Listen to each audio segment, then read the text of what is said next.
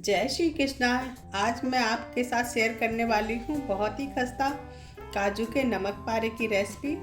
ये एकदम मार्केट जैसे ही बनते हैं। वीडियो स्टार्ट करने से पहले मेरी आपसे एक रिक्वेस्ट है कि अगर आप हमारे चैनल को पहली बार देख रहे हैं तो प्लीज़ मेरे चैनल को सब्सक्राइब कर दीजिए और साइड में लगे बेल आइकन को दबा दीजिए ताकि जब भी मैं नया वीडियो डालूं तो आपको उसका नोटिफिकेशन सबसे पहले मिल जाए। तो चलिए बनाना शुरू करते हैं अपने नमक पारे। काजू के नमक पारे बनाने के लिए मैं यहाँ पर 2 कप मैदा ले रही हूँ और 1 चम्मच अजवाइन को हम हाथों से मसल कर डालेंगे। अजवाइन को जब भी डालें तो थोड़ा सा हाथ से क्रश कर लीजिए तो बहुत अच्छा फ्लेवर आएगा।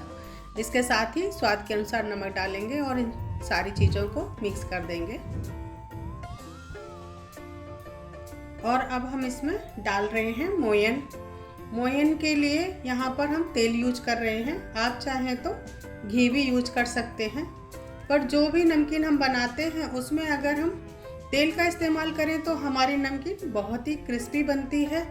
हमें उतना ही मोयन डालना है जितने में मैदे की मुट्ठियाँ बनने लग जाए। देखिए मुट्ठियाँ बनने लग गई हैं, तो अब हम इसमें थोड़ा थोड़ा पानी डालकर मैदे को टाइट गूंथना है। इस तरह से थोड़ा थोड़ा पानी डालते जाएंगे और इसको गूंथ लेंगे। हमें डो टाइट ही चाहिए।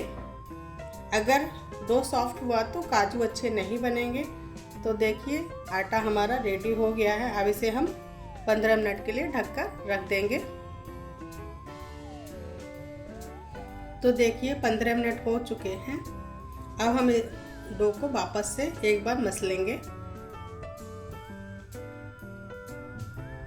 इस तरह से एक बार अच्छे से और हमें मसल लेना है। चलिए देखिए अब इसकी हम एक बड़ी सी लोई बनाएंगे।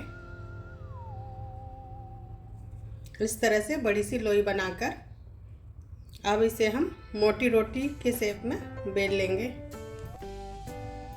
तो अब हम इसे अच्छे से बेल लेते हैं। देखिए इस तरह से बिना परथन के ही ये बिल जाएगा। कोई भी सूखा आटा लगाने की ज़रूरत नहीं पड़ेगी क्योंकि हमने बहुत अच्छे से मोयन डाला हुआ है। चलिए देखिए इस तरह से हमने इसे बेल लिया है और आप इसकी मोटाई देख सकते हैं, इतनी रखनी है। सेम वही प्रोसेस से मैं ये दूसरी भी बना लेती हूँ। इसी तरह से सारा आटे को हमें इस तरह से बेल लेना है। मोटा मोटा ही रखना होता है।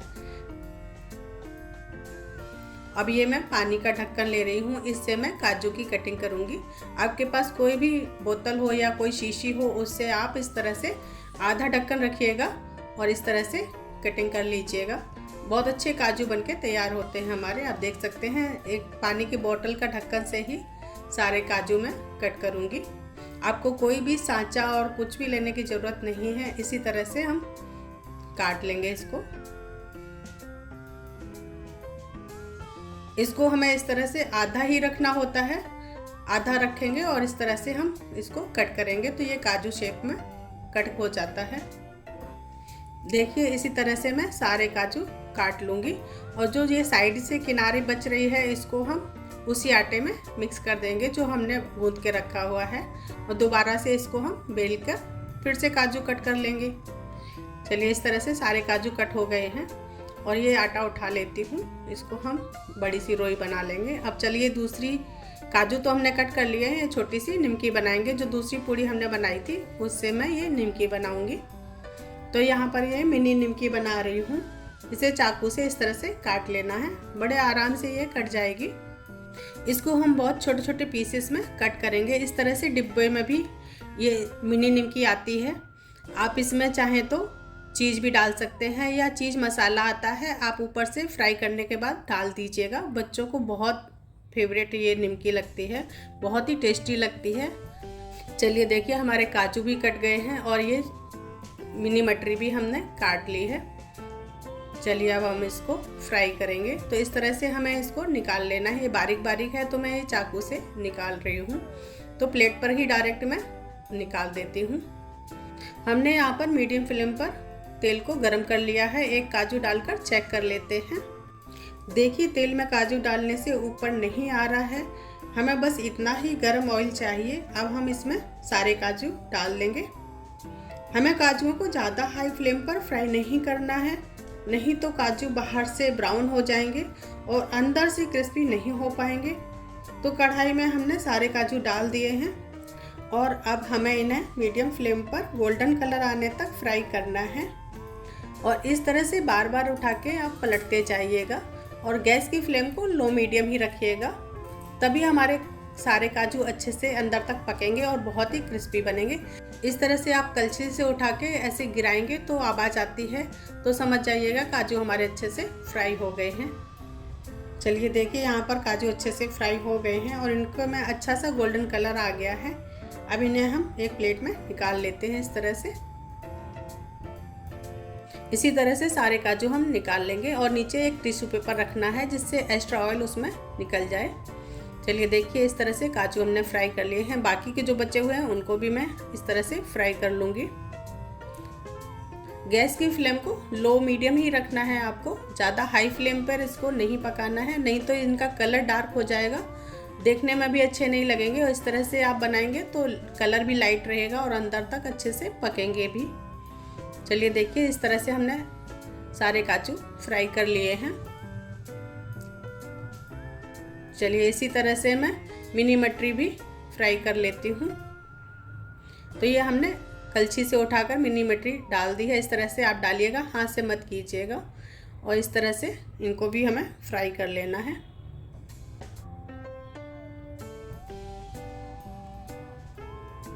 चलिए देखिए, ये भी मिनी मटरी भी अच्छे से फ्राई हो गई है, गोल्डन कलर आ गया है। इसे भी हम टिश्यू पेपर पर प्लेट में निकाल लेते हैं। आप देख सकते हैं कितना अच्छा कलर आया है, इस तरह से निकाल लीजिएगा।